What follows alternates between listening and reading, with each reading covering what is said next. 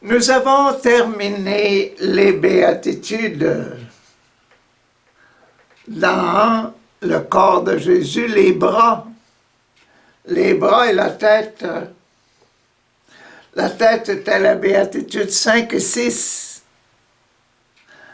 1, 2, 3, 4 jusqu'à l'épaule, 5 et 6 la tête, 7 la résurrection, 8, 9, 10 la vie dans le ciel. 8, 9, 10 les 3 commandements de Dieu. Pour les béatitudes, les bienheureux, les persécutés. Bienheureux les persécutés, bienheureux les prophètes. Et la dernière, hier, c'était Jésus qui vient dans la gloire pour récompenser les prophètes.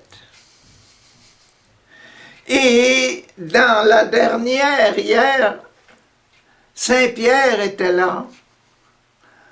Et Matthieu rappelait que l'Église, après les béatitudes, les béatitudes, c'est « Soyez bénis, sois béni, sois béni, sois béni, sois béni ». Donc, c'est le pardon, je te donne le pardon de tes péchés, je pardon des offenses. Toute cette ligne-là nous met, c'est le pardon des offenses. Et Matthieu voulait bien signifier hier par les taxes que Jésus veut que l'Église continue d'exister.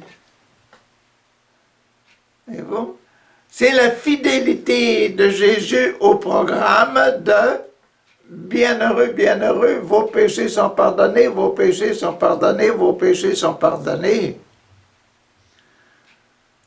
Devenez bienheureux parce que je vous offre la bénédiction, je prie pour vous.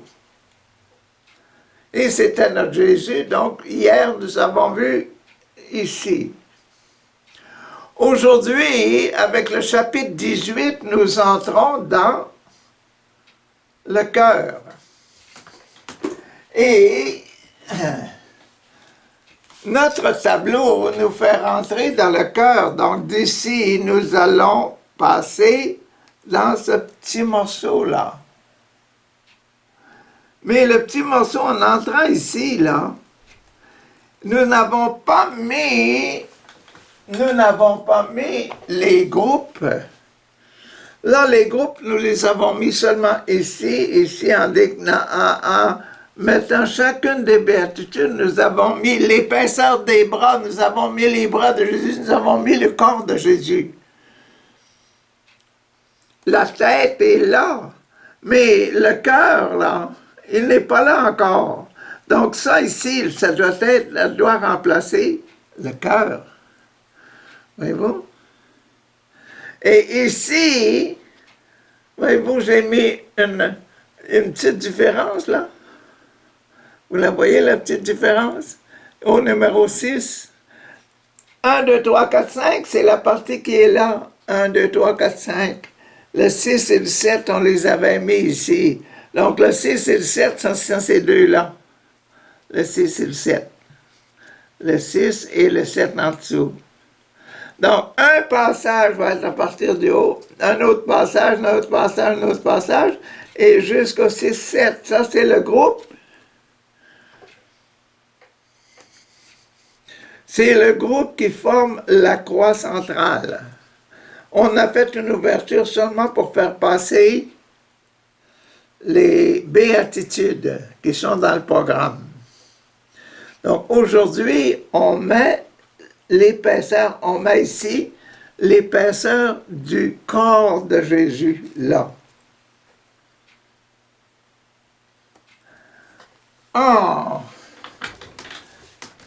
Donc, un passage à la fois, Commençons dans le chapitre 18 pour voir. Chapitre 18. chapitre 18, 1 à 5. 1 à 5 dans le chapitre 18, c'est la première. C'est la première partie là, dans le sommet là, du cœur. La région du cœur. Le premier passage dans la région du cœur. Qu'est-ce que Jésus veut dans son cœur? Là? Quel est son désir? OK, 18.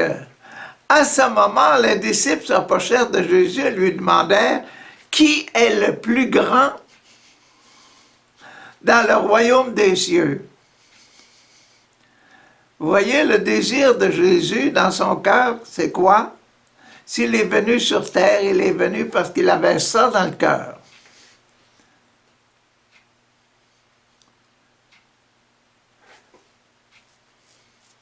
Quand vous, parents, là, vous voulez avoir une belle famille, une sainte famille, bien, vous prenez vos dispositions. Hein. Jésus voulait avoir la sainte famille de Dieu, bienheureux, bienheureux, bienheureux.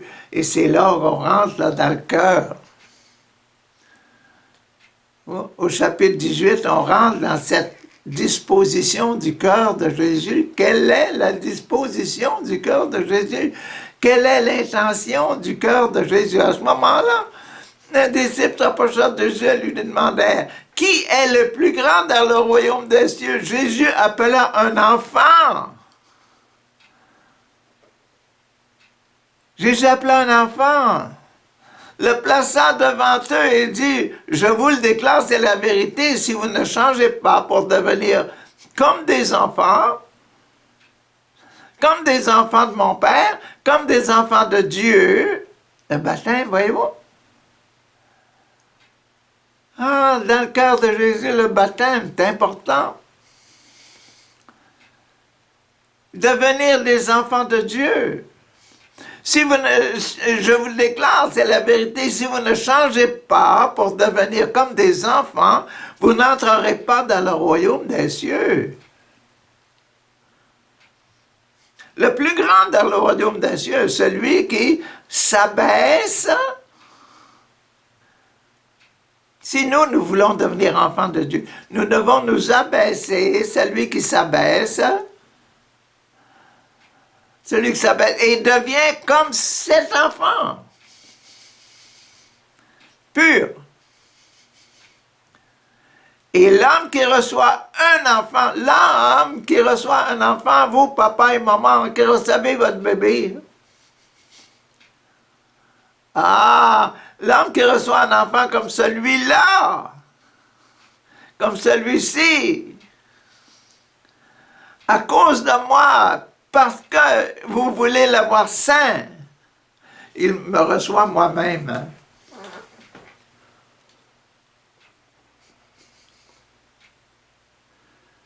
Vous voyez que c'est important de se placer. Où est-ce qu'on est? Bon, Jésus nous présente un enfant. C'est le premier des passages dans le cœur. Ah ben, mais ce passage-là, il doit apparaître dans le bois de la croix. C'est un petit passage ici, dans le bois de la croix.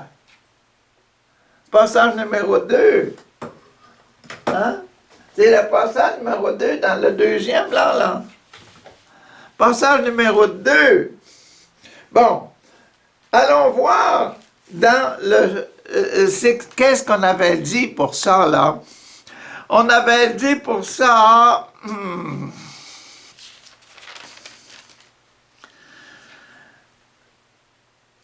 là, dans le cœur,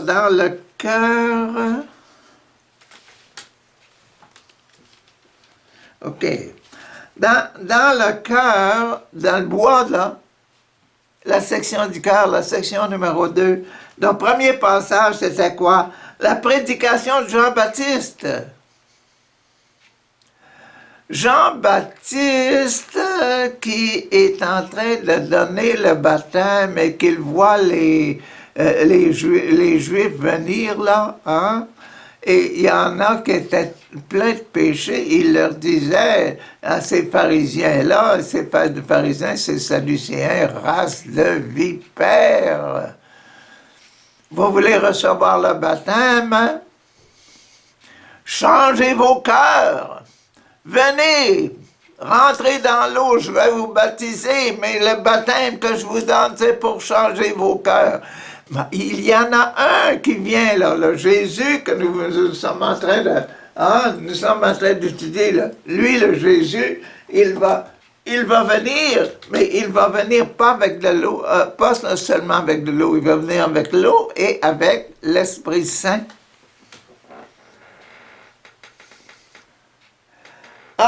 C'était ça, là. Voyez-vous, dans ce qu'on fait actuellement, dans le programme que l'on fait actuellement, celui-là, le premier passage, là, le premier petit passage, il va avoir à faire avec le premier passage qu'on avait vu dans le cœur, dans le bois, dans le programme que Papa a donné. Et le programme que Papa a donné, il avait donné à Jean-Baptiste qui préparait la venue de Jésus. C'est beau, c'est très, très beau. Bon, fini pour le baptême, passons à la réconciliation. À la réconciliation, chapitre 18, qu'on est aujourd'hui, là, versets 6 et 7. Celui qui fait tomber dans le péché un de ces petits qui croient en moi, et il vient juste de nous présenter, mettre un enfant au milieu, là. Celui qui fait tomber dans le péché un de ces petits qui croient en moi, il vaudrait mieux pour lui qu'on lui attache au cou une grosse pierre et qu'on le noie au fond de la mer. Quel malheur pour le monde qu'il y ait des faits qui entraînent des hommes à pécher. Quel malheur qu'il y ait des faits, des occasions et des faits qui entraînent les hommes au péché. Il y aura toujours de tels faits, mais malheur à l'homme, par qui? Malheur à l'homme, qui en est la cause? Par qui le péché entre dans le monde? C'est ça, la réconciliation, voyez-vous? La pureté donnée par le baptême, maintenant la réconciliation.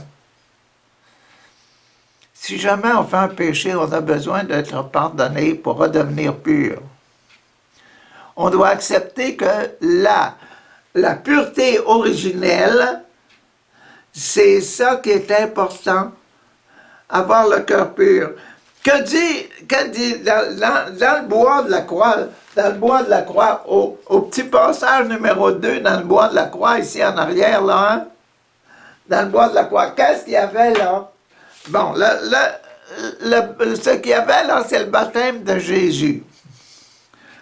Jésus vint de Galilée au Jourdain, il arriva auprès de Jean pour être baptisé. Jean s'y opposait. En fait, quand Jean accepta, dès que Jésus fut baptisé, il sortit de l'eau au même moment. Les cieux s'ouvrirent pour lui et l'Esprit de Dieu descendit comme une colombe et venir sur lui et une voix dans le ciel. Et une voix dans le ciel déclara, celui-ci est mon fils bien-aimé, je mets en lui toute ma joie. Voyez-vous? Je mets en lui toute ma joie. Et là, le numéro 2, c'est la gravité du péché. Au chapitre 18. Celui qui fait tomber dans le péché un de ces petits qui croient en moi, il vaudrait mieux qu'on lui attache au cou une grosse pierre, qu'on le noie au fond de la mer.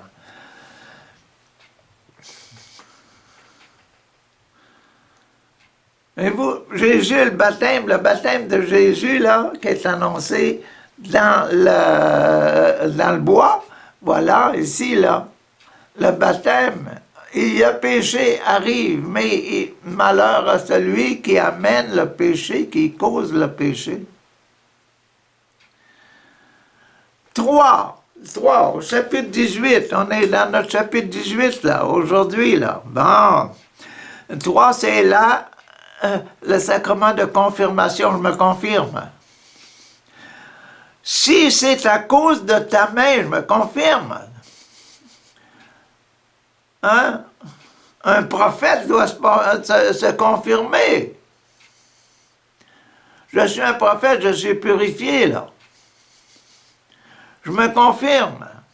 Si c'est à cause de ta main ou de ton pied que tu tombes dans le péché, coupe-le et jette-le loin de toi. Prends la décision. Hein? Il vaut mieux pour toi d'entrer dans la vie, dans la vraie vie, avec une seule main ou un seul pied, que de garder les deux mains et les deux pieds et d'être jeté dans le feu éternel. C'est bien mieux. Coupe-le. Et si c'est à cause de ton œil que tu tombes dans le péché, arrache-le, jette-le loin de toi. Il vaut mieux pour toi d'entrer dans la vraie vie. Dans la vraie vie. Matthieu parle de la vraie vie, la vie spirituelle. Hein? Il vaut mieux entrer dans la vraie vie avec un seul œil que de garder les deux yeux et d'être jeté dans le feu éternel. Ça, c'est aujourd'hui, le chapitre 18, là. Bon, qu'est-ce qu'il y avait, ça, pour le numéro 3, au chapitre 3? Dans le bois, qu'est-ce qu'il y avait? Dans le bois, il y avait ceci, la tentation de Jésus. La tentation de Jésus. Jésus qui devait prendre les décisions. Hey! Que es-tu le Fils de Dieu? Ben oui, je suis le Fils de Dieu, je suis baptisé. Mais si tu es le Fils de Dieu, ces pierres-là, transforme-les en pain. Ah, et la deuxième, sur le haut du pinacle du temple, jette-toi en bas, t'es le Fils de Dieu va te protéger. Et la troisième tentation, regarde tous les trésors que j'ai, là, le démon disait, regarde tous mes trésors. Mets-toi à genoux devant moi, puis je vais toutes les donner.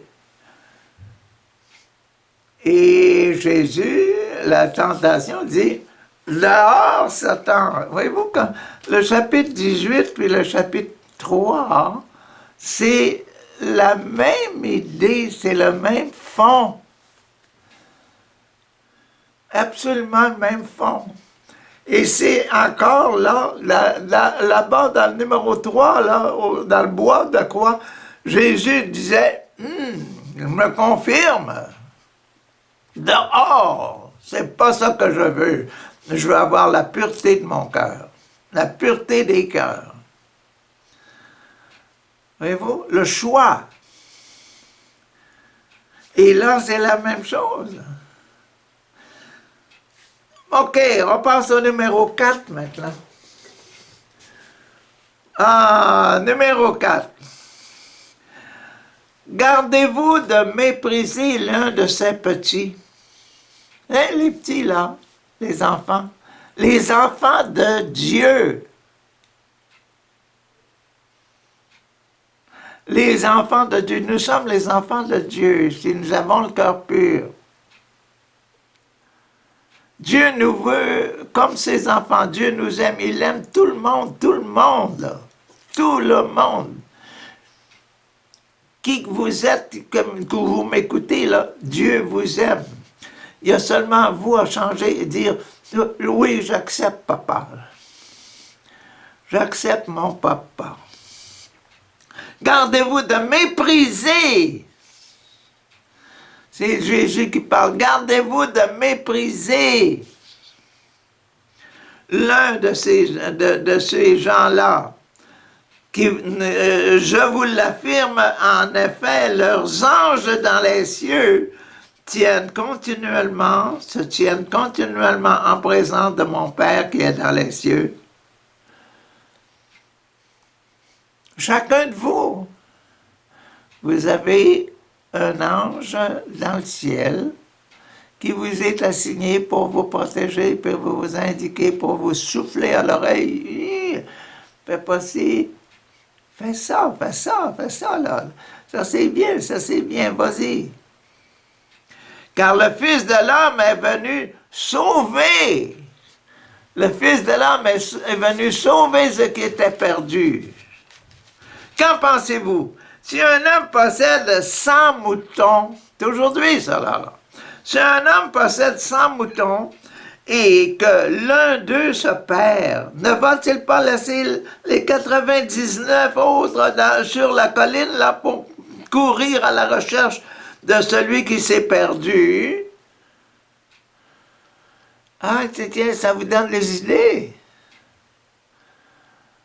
Ah, si je me perds,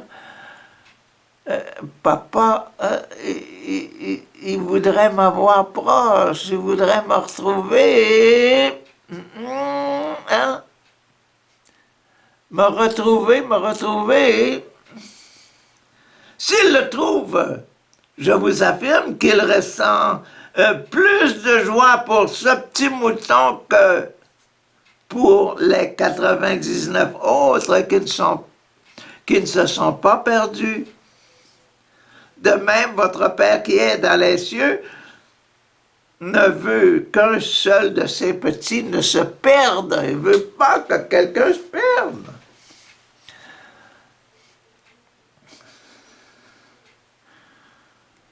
Voyez, quand on a péché, hein, comment on est aimé et comment on est cherché. Où est-ce qu'il est, là? Où est-ce qu'il est? Hé, Richard! Chacun de nous, si on est perdu, si on est en état de péché, quelle que soit la grosseur du péché,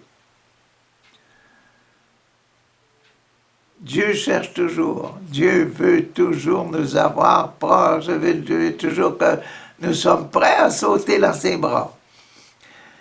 Qu'est-ce qu'il y avait au chapitre 3, là? C'était le chapitre 4. Le commencement du chapitre 4, c'était la tentation de Jésus. Bon. Qu'est-ce qu'il y avait? Bon, il y avait, c'est quoi ça, l'Eucharistie? L'Eucharistie, bon, Jésus commence son travail en Galilée. Hein, il va en Galilée, il va partout en Galilée, puis il commence à prêcher. Où est-ce qu'ils sont, mes moutons, là? Où est-ce que vous êtes, ceux qui êtes perdus, là? Hein, puis il commence à prêcher. Ah, voilà, ça c'est la famille. Donc, remettre le mouton dans le troupeau,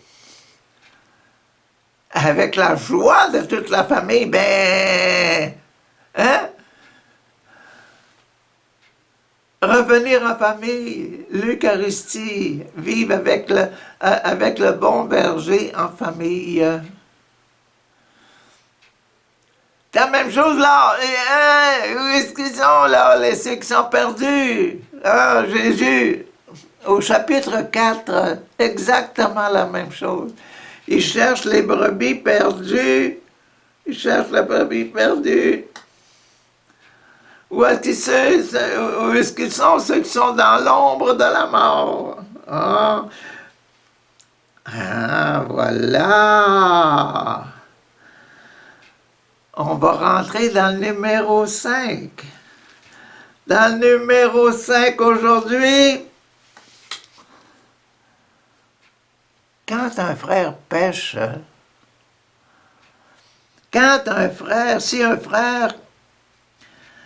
si ton frère pêche contre toi, si ton frère t'insulte, Si quelqu'un te fait des bêtises, si quelqu'un te vole quelque chose, il pêche contre toi, là. Si quelqu'un pêche contre toi, va le trouver. Et montre-lui sa faute. Montre-lui sa faute. Mais en demeurant seul avec lui, reste seul avec lui. Commence d'abord tout seul. S'il t'écoute, tu auras gagné ton frère. Ah, c'est le numéro 5, ça, là. C'est l'extrême onction. C'est difficile d'aller rencontrer quelqu'un qui nous a blessés. Allez lui dire, c'est ça que tu as fait contre moi. C'est comme ça que ça me touche, moi, là. Je suis blessé jusqu'à telle profondeur, là.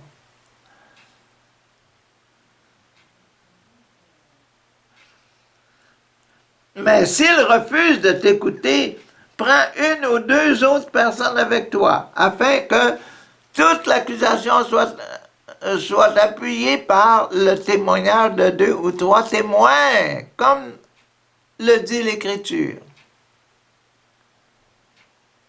Si quand tu es tout seul, il ne veut pas, il reste endurci dans son péché, dans le mal qu'il a fait, prends des témoins. 1, 2, 3 témoins. Va le voir, continue. Mais s'il refuse de les écouter, dis-le à l'Église, et s'il refuse d'écouter l'Église, considère-le comme un étranger ou un collecteur d'impôts. Le collecteur d'impôts, comme Matthieu, hein, ils sont regardés comme des étrangers. Hein. On ne les tient pas dans la famille, on dit toi tu es seulement un collecteur, hein, tu n'es plus de notre famille, tu n'es pas de notre famille, tu nous fais du tort, là, tu veux nous arracher notre argent. Hein? On fait simplement le regarder comme un étranger.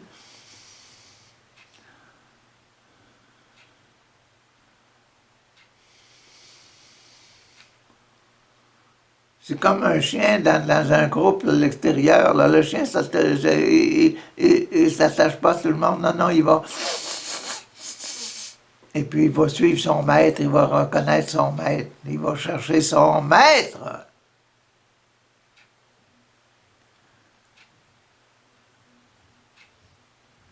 Le collecteur, là, qui essaye simplement on va le regarder comme on regarde un chien dans le public, là. Il n'est pas intéressé par des personnes en particulier. Il est intéressé seulement par la nourriture.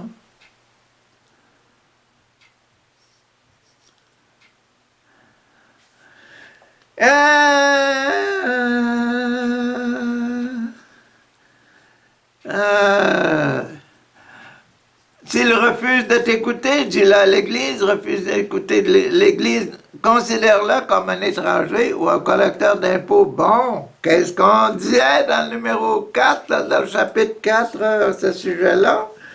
Au sujet du numéro 5. Ouais, le numéro 5, mais c'est une place importante, le numéro 5, la place numéro 5, là. Voilà qu'est-ce qu'on dit au numéro 5, ça commence au verset 18. Comme Jésus marchait, Jésus appelle 4 pécheurs.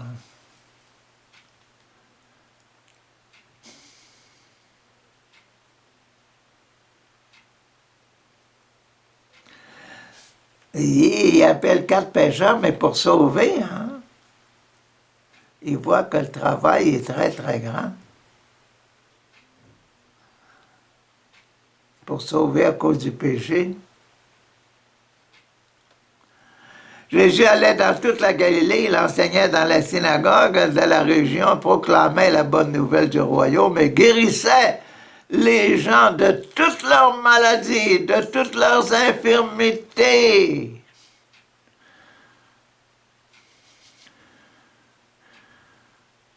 C'est bien ça qu'on faisait tantôt, là. On dit, on va aller le voir, hein. Je vais aller le voir, puis je vais lui dire, je vais essayer de de le pardonner, et de le faire sentir pardonné. Et si je ne suis pas capable tout seul, je vais aller me chercher des amis pour le faire, hein. J'ai juste choisi quatre, quatre apôtres, les quatre premiers, pour faire ce travail-là. Aller partout, essayer de guérir les gens spirituellement. Donc c'est beau. Matthieu, il est formidable, hein? Bon, on est rendu maintenant. Oh, je vous le déclare, c'est la vérité. Tout ce que vous interdirez sur la terre sera interdit dans le ciel. Tout ce que vous permettrez sur la terre sera permis dans le ciel. Je vous le déclare aussi que si deux d'entre vous sur la terre s'accordent pour demander quoi que ce soit dans la prière, mon Père qui est dans les cieux le leur donnera.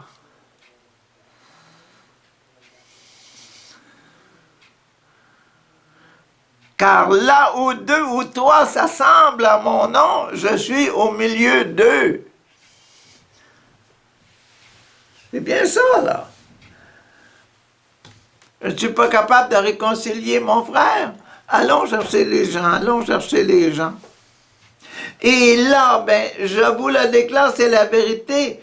Tout ce que vous interdirez sur la terre. Vous voyez là, si on est au numéro 5, on est exactement ici. Avant le numéro 6, numéro 6, numéro 7. On est juste là. Hein? Et ici, on est juste là. Et le 6 et le 7, là, sont ici. Hein? C'est le 6 et le 7, là. On va rentrer dedans, là. Mais, à l'endroit où on est arrivé, numéro 5, c'est ça qu'ils disent, là. Vos mains, là, regardez-les, vos mains. Hein? Regardez-les, les mains, là, les béatitudes. C'est là. Matthieu, il est précis, précis, précis comme ça. Il est précis comme ça. Donc, c'est ça, on est rendu juste là, là. Et puis, quand vous êtes deux ou trois pour prier, quand dans les groupes d'intercession, les groupes charismatiques, là, sont 2, 3, 5. Hein? Dans notre groupe, là, on était entre 30 et 40, là. Le dernier groupe. Et à l'autre place, on était une vingtaine. J'étais dans deux groupes différents. Toutes les semaines, on se rassemblait pour prier. Et les gens venaient, on voyait des miracles qui se passaient, hein? On a vu des exercices des démons qui sortent des gens. On en a vu un tas. Il faut y croire. Il faut y croire. C'est l'Esprit Saint qui travaille. C'est l'Esprit Saint qui travaille. Et on est rendu là, à la ligne, là. Ben, regardez, vous allez voir le numéro 6 et le numéro 7 aujourd'hui, spécial, hein. 6 et 7, là, c'est juste en bas des béatitudes. C'est ce qu'il y a, c'est ce qu'il y a dans ce petit passage-là, là. Ces deux petits passages-là. Mais bon, 6 et 7, c'est ça qu'on va voir tout de suite, là. OK. 6 et 7. 6. La parole du serviteur qui refuse de pardonner. Ah! On a ici, bienheureux, soyez bénis, soyez bénis, soyez bénis. Mais celui qui refuse de pardonner. Soyez bénis, soyez pardonnés, je vous pardonne, vous êtes, après mes prières, là, si vous acceptez la grâce de l'Esprit Saint, vous allez être purs. Merci, merci Seigneur, pour la pureté de nos cœurs. Ah ben, Mais si quelqu'un refuse de pardonner, ah, aïe, aïe, aïe. Quelqu'un qui refuse de dire je vous bénis, je vous bénis. C'est ça qui arrive. Refuser de pardonner, c'est refuser ça, refuser de dire mon enfant, je te bénis, comme les pères le font au jour de l'an ou bien avant le mariage de son garçon au bout de sa fille. Là. Il prie. Je te bénis, comme les bénédictions que donnait dans l'ancien temps Jacob et ces gens-là. Là. L'histoire d'Ésaü et Jacob avec les lentilles, là, et puis que la peau que la maman avait mis. S'il refuse de pardonner, je vous déclare que c'est la vérité. Tous. Non, alors Pierre s'approcha de Jésus et demanda, Seigneur, combien de fois devrais-je pardonner à mon frère?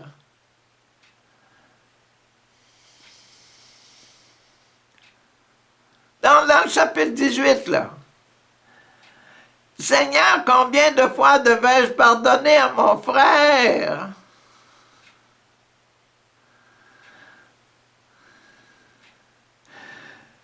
S'il ne cesse de pécher contre moi, jusqu'à 7 fois.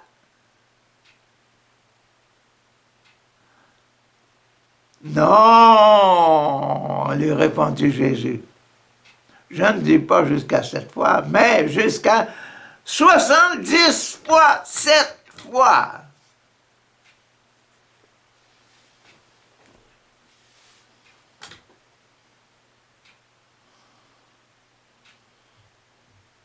Jusqu'à 7 fois.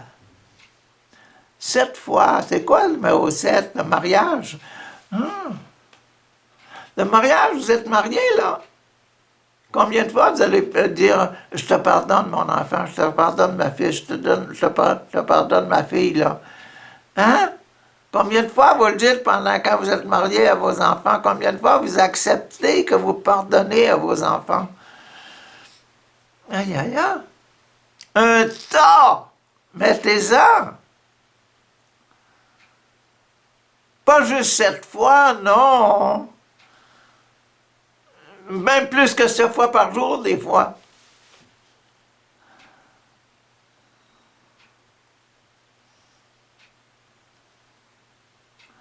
Combien de fois vous dites que vos enfants... Papa, pardonnez-leur, nos enfants, ils ne savent pas ce qu'ils font. C'est la prière de Jésus en croix, hein? Le mariage, c'est cet engagement-là à mettre vos enfants entre les mains de Dieu, les élever en tant qu'enfants de Dieu. Allons voir qu'est-ce que disait le numéro... dans le chapitre 4, là, allons voir qu'est-ce qu'il disait dans le bois de la croix. Hein, dans le bois de la croix, qu'est-ce qu'il disait pour le numéro 5?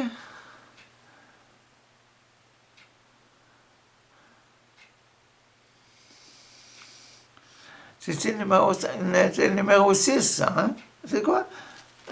Le numéro 6. C'est ça.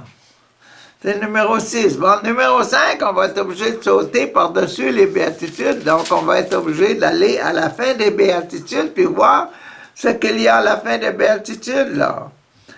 Ah! C'est vous qui êtes le sel pour le monde. C'est vous qui êtes le sel pour le monde.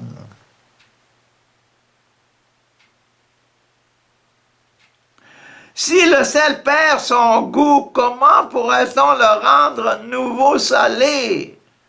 Il ne sert plus à rien, on ne peut que le jeter dehors. Et les gens marchent dessus Qu'est-ce qu'on disait là-bas tantôt, là? On disait, oh, s'il refuse de pardonner, combien de fois est-ce que je dois pardonner? Ah, si tu veux être le sel de le sel de la terre, le sel, là, si tu veux être du bon sel, 77 fois, 7 fois. Le 7, ça vous dit quelque chose, le mariage, mais ça veut dire aussi les 7 sacrements.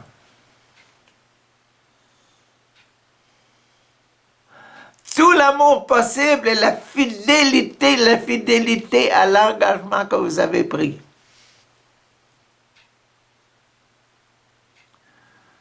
La fidélité parfaite. Le 7, 70 avec 0.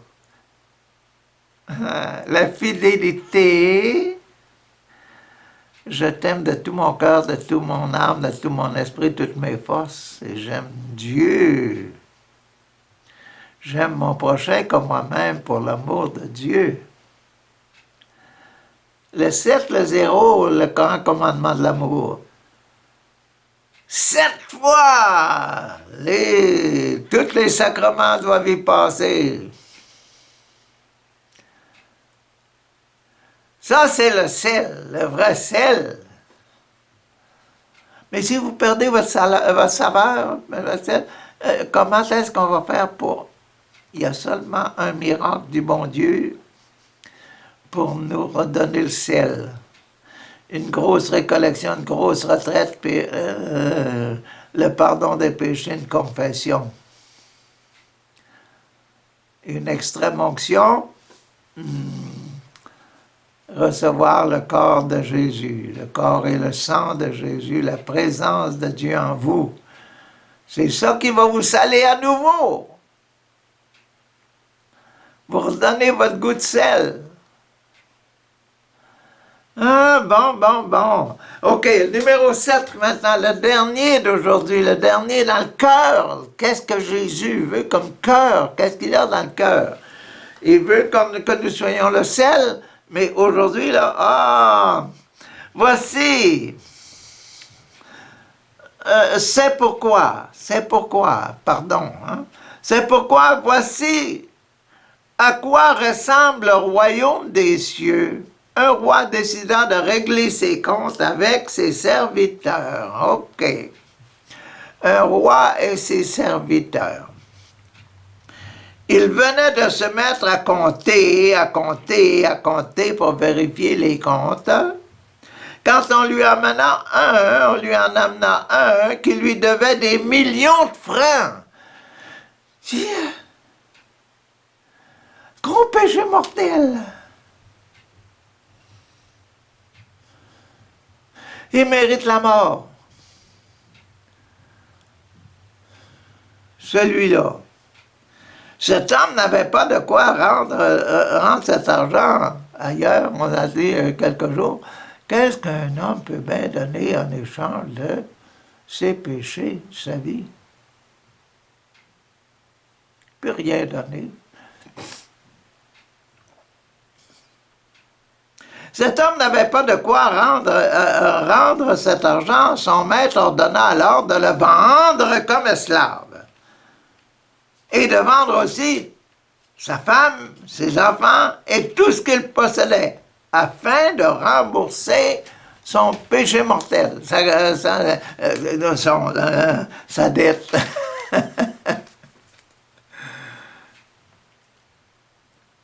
Comprenez, hein? C'est beau, c'est très beau.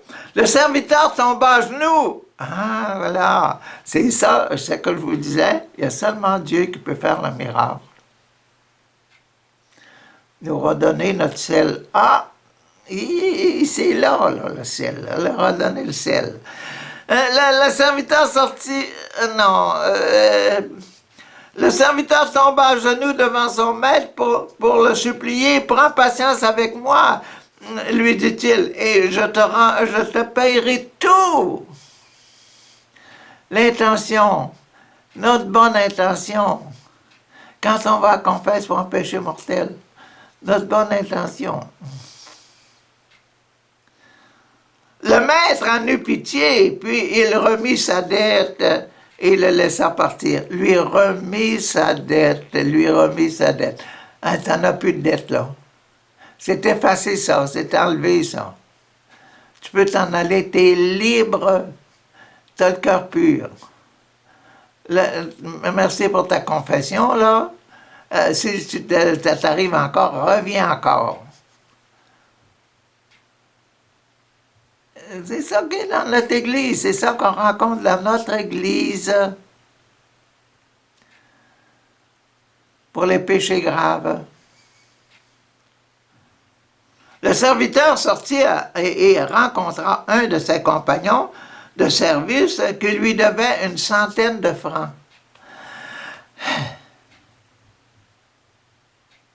Il le saisit à la gorge et le serrait à l'étouffer en disant « Paye ce que tu me dois !»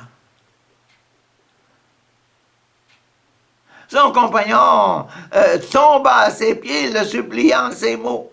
« Prends patience avec moi, je te payerai tout, je te payerai. » Mais il ne voulut pas. Il le fit au contraire jeter en prison jusqu'à ce qu'il ait payé sa dette. Quand les autres serviteurs vinrent et virent ce qui était arrivé, ils en furent profondément attristés et allèrent tout raconter au maître. Alors le maître fit venir le serviteur et lui dit « Méchant serviteur !»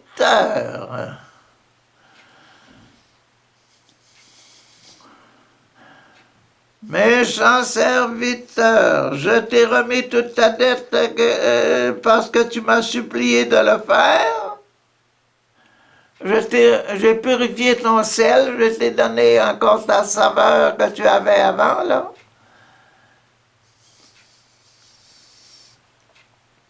Tu devais toi aussi avoir pitié de ton compagnon, comme j'ai eu pitié de toi.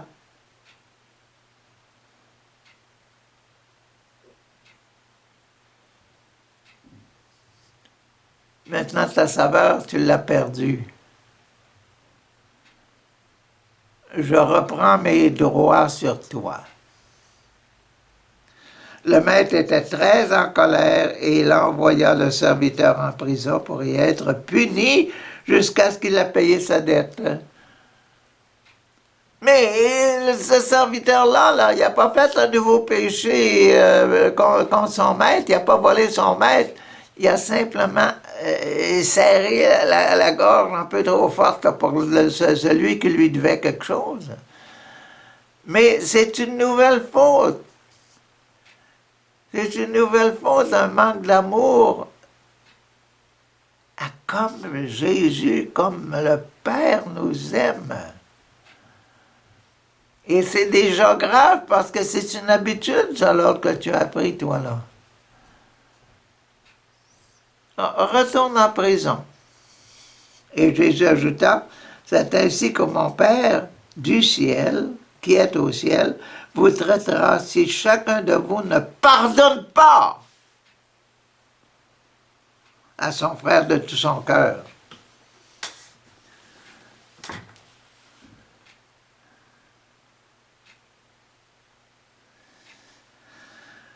Vous voyez, c'est intéressant de voir qu'est-ce que Jésus a dans le cœur. Et ça c'est vraiment ce que Jésus a dans le cœur, là. On vient de voir le passage 6 et 7, et c'est quoi? La rémission des péchés. Et ça, là, c'est l'épaisseur que l'on a mis sur le bois, on a mis cette épaisseur-là. 7 passages qui représentent le cœur de Jésus. Ce que Jésus a dans le cœur, comment Jésus aime chacun de nous. Pourquoi? À cause de notre baptême. Il est venu pour nous apporter le baptême, la purification. Il est venu pour nous rendre sel de la terre, plein d'amour pour nos frères, nos sœurs, pardonner.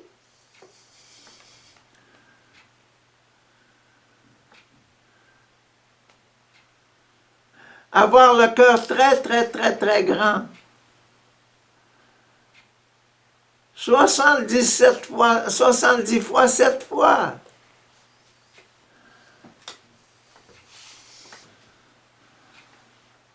Pour que la famille soit tellement heureuse à parler ensemble.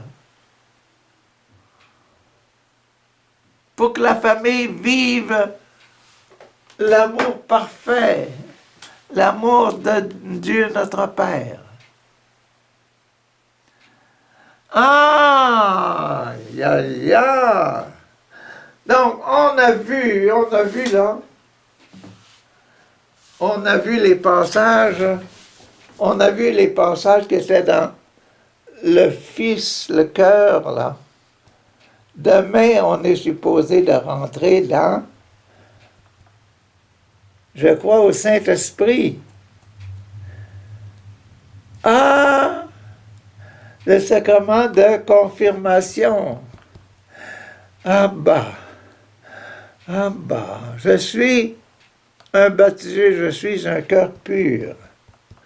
Demain, on est supposé de rentrer dans ça, dans ce fameux passage-là, et de mettre l'épaisseur, de mettre une épaisseur sur ça, là. Mettre l'épaisseur sur, waouh, ici, le corps de Jésus, la section de la poitrine de Jésus,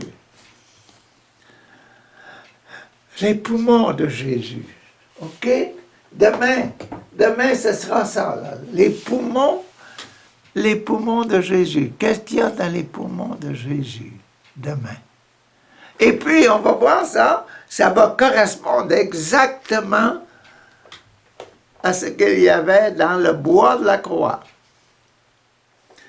Les poumons, la région des poumons, la région du bois, ici, 3, le passage numéro 3, section numéro 3, ça va être ensemble, ça va avoir la même chose.